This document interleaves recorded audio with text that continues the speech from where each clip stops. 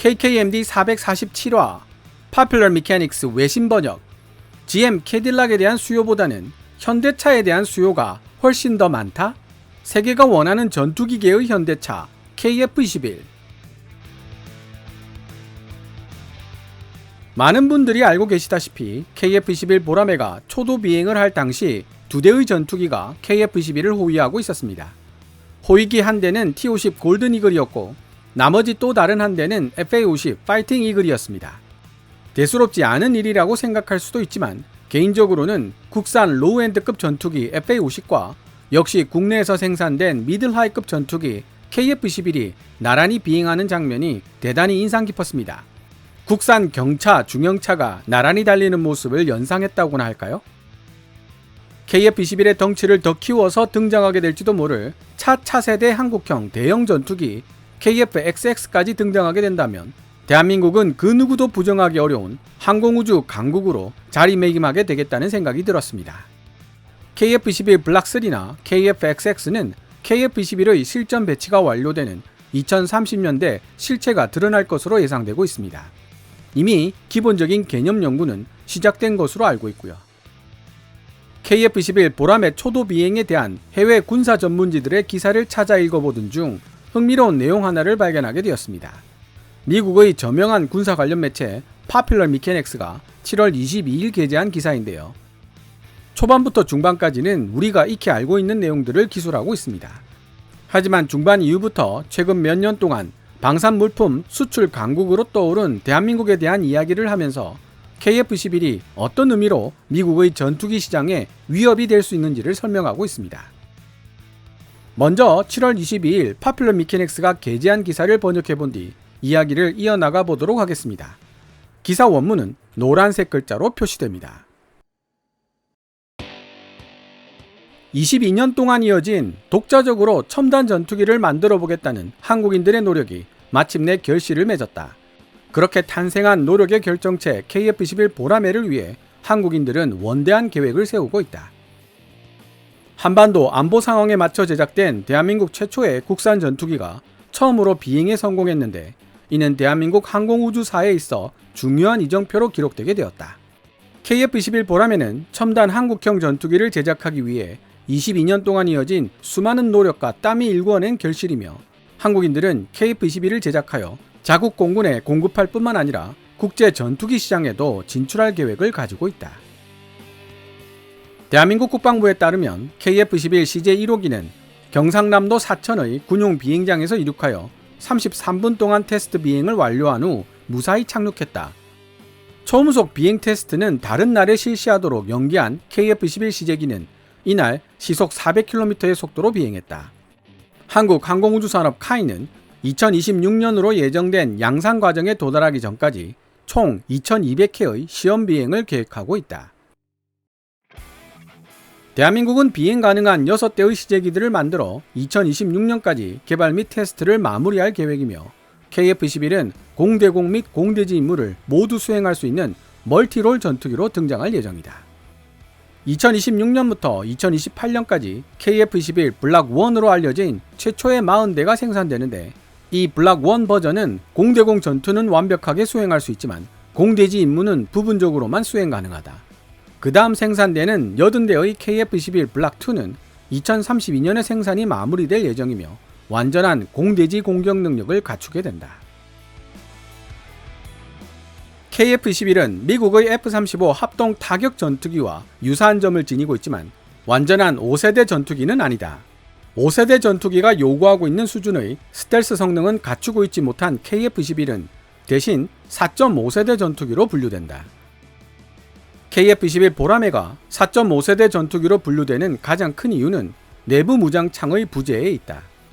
5세대 전투기들은 레이더에 탐지될 확률을 낮추기 위해 미사일과 폭탄을 내부에 탑재할 수 있는 내부 무장창을 갖추고 있는데 반해 KF-21 보라매는 내부 무장창이 없어 외부에 무장을 장착해야 하기 때문이다. 실제로 얼마 전 초도 비행에 성공한 KF-21 CJ-1호기의 경우 미티어 공대공 미사일 4발이 동체 아래에 설치된 반매립형 하드포인트에 장착된 상태였다. 전하는 바에 따르면 대한민국은 내부 무장창을 통합시킨 버전인 KF-21 블락 3의 제작도 검토 중인 것으로 알려지고 있다. KF-21은 대한민국 공군의 3세대 구형 전투기 F4 팬텀과 F5 타이거 2를 대체할 예정이며 대한민국 공군은 F-35 합동 타격 전투기 또한 구입하고 있는 중이다. 지금까지 F-15 이글을 다목적 버전으로 파생시킨 F-15K 슬램 이글과 F-16 위주로 구성되어 왔던 대한민국 공군 전력에 5세대 스텔스 전투기 F-35와 4.5 플러스 세대 세미 스텔스 전투기 KF-21이라는 첨단 전투기들이 합류하게 되는 것이다. 해외 수출이 국내 생산 GDP의 약 40%를 차지하고 있는 대한민국은 대외 무역에 가장 많이 의지하고 있는 나라들 중 하나이다. 이 나라는 전자제품, 자동차, 철강, 화학제품뿐만 아니라 이제는 무기까지도 수출하고 있다. 대한민국은 최근 몇 년 동안 한국 항공우주산업 카이와 로키드 마틴이 공동 개발한 T-50 고등훈련기 겸 경전투기와 하나디펜스의 K9 자주포 같은 방산 장비들을 해외로 수출하면서 꽤 괄목할 만한 성공을 거두었다. 대한민국의 무기체계들은 현대적이지만 저렴하며 특히 가성비를 중요시한다는 특징을 가지고 있다. 이에 반해 한때 구매자가 입맛에 따라 골라 살 수 있도록 다양한 가격대와 능력을 지닌 전투기들을 생산했었던 미국은 오늘날 슈퍼호넷과 F-15 이글 같은 구형 4세대 전투기를 소수 제공하고 있는 것이 전부이며 8천만 달러, 현재 환율로 1,048억이라는 비싼 가격표가 붙은 하이엔드급 전투기 F-35가 그나마 이제는 저렴한 전투기로 간주되고 있는 형편이다. KF-21의 최종 가격이 얼마로 결정되든 간에 그것은 F-35의 가격표 8천만 달러보다 상당히 저렴한 금액이 될 것임에 틀림없다.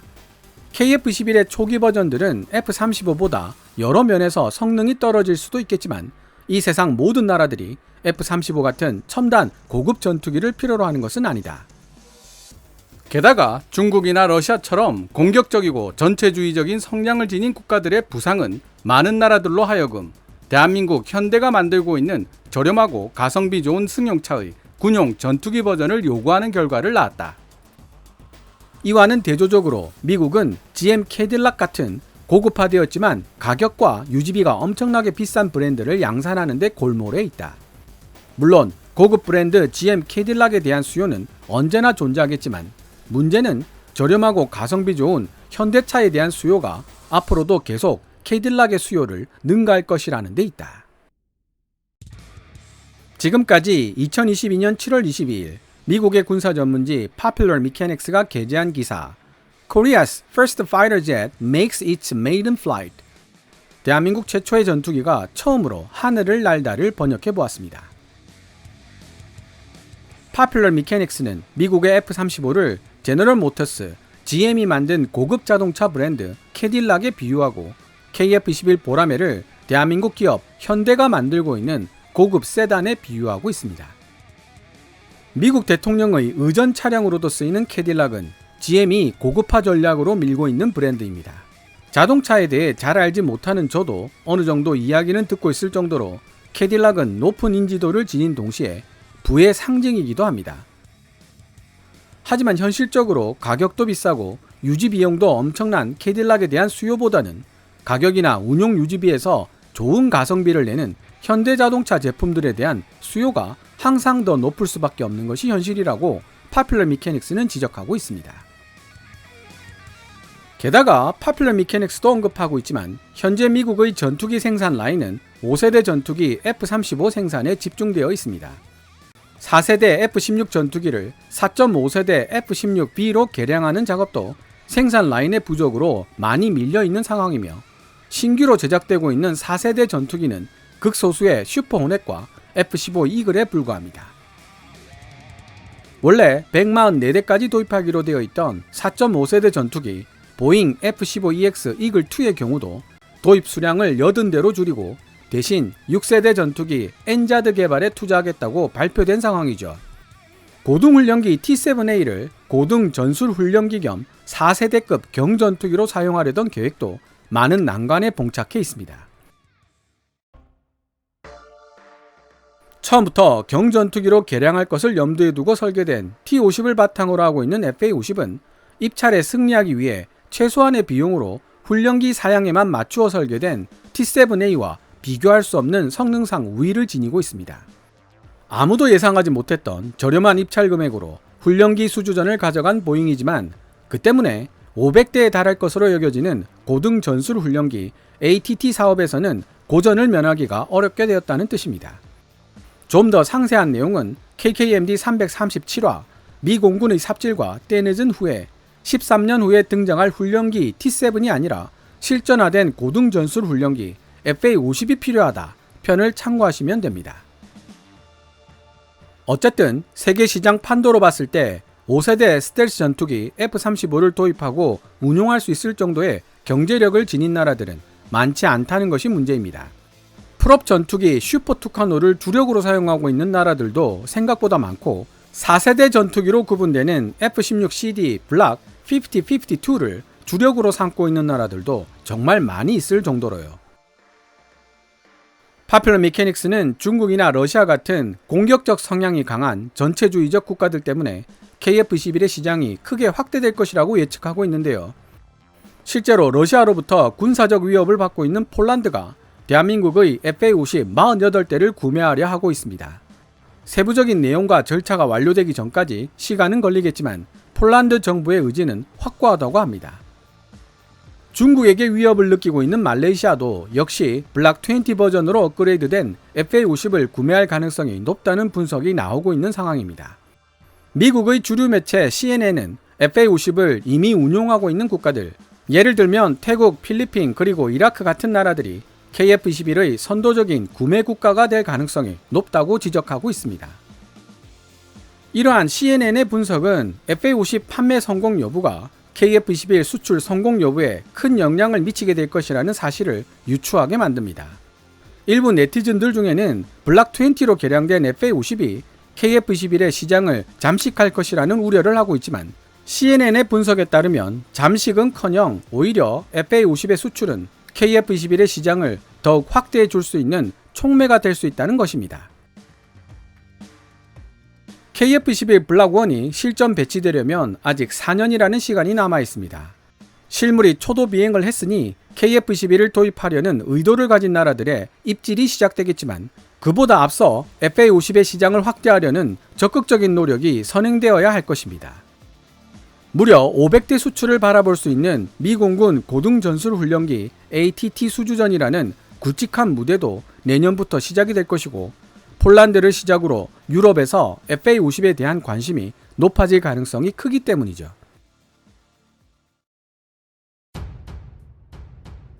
어쩌면 블락 20로 업그레이드된 FA-50과 다재다능한 본격 멀티롤 전투기로 탄생한 KF-21이 편대를 이루어 다른 나라의 하늘을 지키고 있는 모습을 우리 눈으로 직접 볼 수 있는 순간이 그리 멀지 않았을지도 모릅니다.